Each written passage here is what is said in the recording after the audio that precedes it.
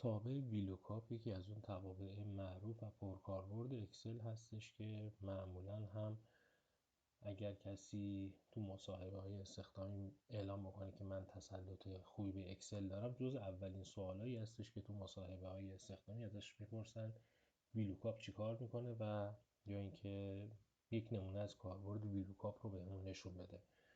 برای همین برای آشنایی با ویلوکاپ من یه نمونه فرم رو آماده کردم. توی این جدولی که میبینید یه لیستی از کالاها رو داریم که هر کالا کد داره، نام داره و قیمت. حالا من اینجا توی این فرم اگر بیام کد کالا رو وارد بکنم، مثلا 1002 رو اگر بزنم، وقتی اینتر میزنم کد کالای 1002 نام و قیمتش رو به صورت اتوماتیک از این جدولی که مشخص شده میخونه و برای من نمایش میده 1004 و برای من اطلاعات رو فراخوانی میکنه و نمایش میده. این یک مثال ساده از کاربرد ویلوکاپ هست. حالا ویلوکاپ چطور کار میکنه؟ میام در این سلول فرمول ویلوکاپ رو وارد میکنم.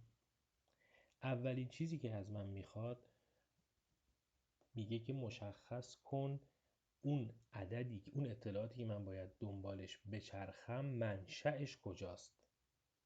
میگم که بر حسب اون اطلاعاتی که من توی سلول G3 وارد میکنم تو بیا یک جستجو رو انجام بده. من داخل سلول G3 چی رو وارد میکنم؟ به عنوان مثال قرار هست کد کالا رو وارد بکنم. پس میام توی تابع ویلوکاپ اولین پارامتر اعلام میکنم که سلول G3 رو مد نظر قرار بده بر حسب اون چیزی که من داخل سلول G3 تایپ کردم بیا و یک جستجو رو انجام بده. حالا جستجو کجا باید انجام بشه؟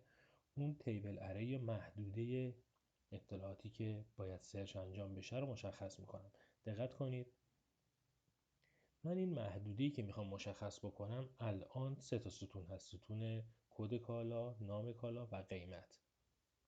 این نکته مهم رو مد نظر داشته باشید که تابع ویلوکاپ وقتی یک محدوده داده‌ای رو مشخص میکنیم به صورت پیشفرض اولین ستون رو ستونی در نظر میگیری که اون مرجع اطلاعاتی که قرار دنبالش بچرخه در اونجا قرار داره.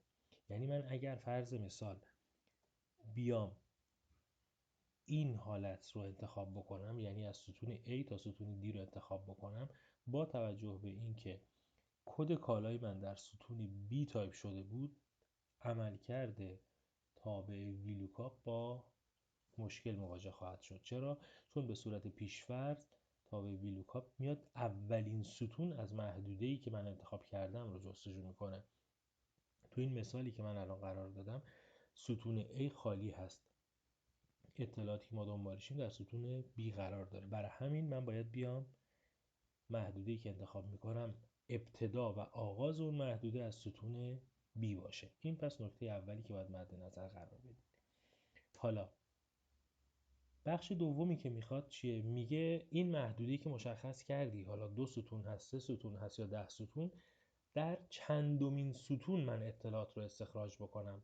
من میگم کد کالا در اولین ستون باید سرچ بشه، در دومین ستون نام کالا هست. درسته؟ پس اینجا اشاره میکنم میگم از دومین ستون اطلاعات رو استخراج کن، در اولین ستون بچرخ، در دومین ستون که اینجا میشه نام کالا نتیجه رو پیدا کن برام. دقت کنید که من فقط محدوده اطلاعات رو سلکت کردم، اون هدرهایی که مربوط به اصطلاح کد کالا، نام کالا و قیمت هست اونها رو دیگه توی انتخاب محدوده لحاظ نکردم. و پارامتر چهارم میگه چی؟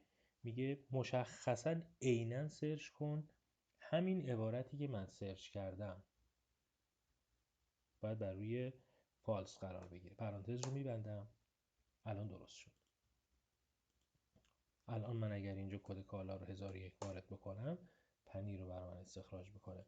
اگر کد کالا رو 1005 وارد بکنم بستنی رو برای من وارد بکنه. برای قیمت کالا اومدم چیکار کردم؟ همین روشی که برای نام کالا پیش بردم رو اومدم برای قیمت هم انجام دادم. دوباره گفتم بیا تو سلول G3 بر حسب اون عبارتی که تو سلول G3 وارد شده بیا تو محدوده تیبل اره این محدوده‌ای که مشخص کردم این بار چی رو میخوام؟ قیمت رو میخوام. قیمت ستون چندم هست؟ ستون سوم هست. تاکید میکنم ستون سوم یعنی سومین ستون در محدوده‌ای که ما انتخاب کردیم. ستون اول عبارتی که دنبالش هستیم رو داخل خودش قرار داده. ستون دوم و سوم و باقی ستون ها ستون هایی هستن که اطلاعات مورد نظر باید از اونها استخراج بشه. قیمت در ستون سوم هست و من اینجا عدد 3 رو وارد میکنم. اگر یه ستون چهارمی هم داشتیم مثلا تعداد کالا بود، باید برای رسیدن به تعداد اینجا به جای 3 4 رو وارد میکردیم. و فالس هم یعنی که عیناً همین عبارتی که من سرچ کردم رو تو هم سرچ کن، عبارتی که مد نظرم هست رو سرچ بکن. خب الان این دوتا سلول آماده شده. الان من اگر کد کالا رو وارد بکنم میبینید که متناظر با اون میاد و نتیجه رو به من نمایش میده. یه اشکال کوچیک اینجا وجود داره.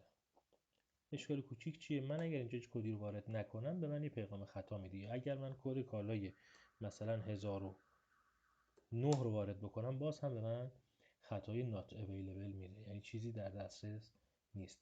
این خطا رو خیلی راحت میشه برطرف کرد.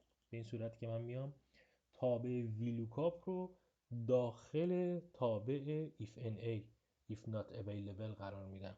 میام اینجا میگم که تابع IFNA if not available اگر این مقداری که سرچ کردی وجود داشت که همین رو برگردون، اما اگر وجود نداشت مثلا چیکار کن؟ مثلا بیا و یه دونه تیره تایپ کن. درست شد؟ الان نگاه کنید 1009 رو وقتی سرچ میکنم تیره رو برای من تایپ میکنه، خط تیره برای من تایپ میکنه. پس چی شد؟ خود تابع VLOOKUP رو اومدم به عنوان اولین پارامتر ارسال کردم برای تابع IFNA if not available. اگر در دسترس نبود به جاش خط تیره تایپ کن، اگر در دسترس بود که دیگه خود اون مقدار رو تایپ میکنه برای من.